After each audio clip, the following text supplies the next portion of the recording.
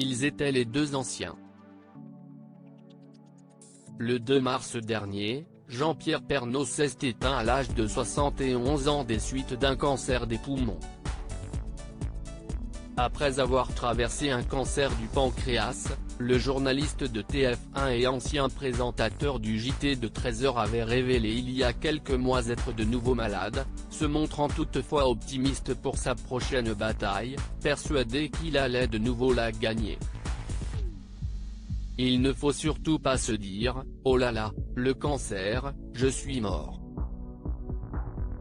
Non.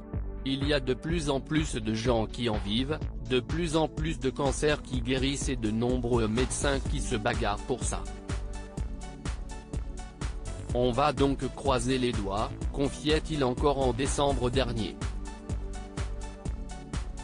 Pourtant, quelques jours plus tard, alors qu'il présidait le jury de l'élection de Miss France 2022, Jean-Pierre Pernaut n'était pas au meilleur de sa forme comme le rapporte son ami et acolyte de TF1, Jean-Pierre Foucault.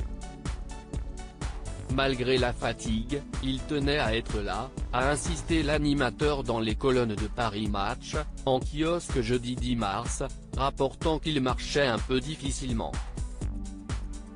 Comme il devait monter sur scène pour animer la soirée, je lui ai dit, tu sais, tu peux le faire depuis ton siège, se souvient Jean-Pierre Foucault, qui rapporte que le journaliste s'est alors montré un peu agacé, et balayé l'offre avec un mais non, pas du tout, persuadé que ce combat, comme les autres, il allait le gagner. Qui était aux obsèques de Jean-Pierre Pernaut.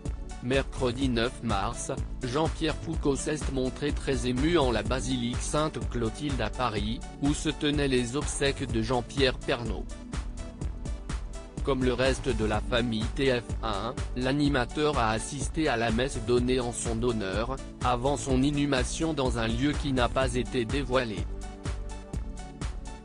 Parmi les personnes présentes, on a remarqué notamment Evelyne Delia, Anne-Claire Coudray, Denis Brognard, mais aussi Dominique Lagroux-Sans-Père, la complice de Jean-Pierre Pernaut. Celle-ci a notamment été invitée à lui rendre hommage en prenant la parole, dans un texte à la fois déchirant et émouvant. Loading widget.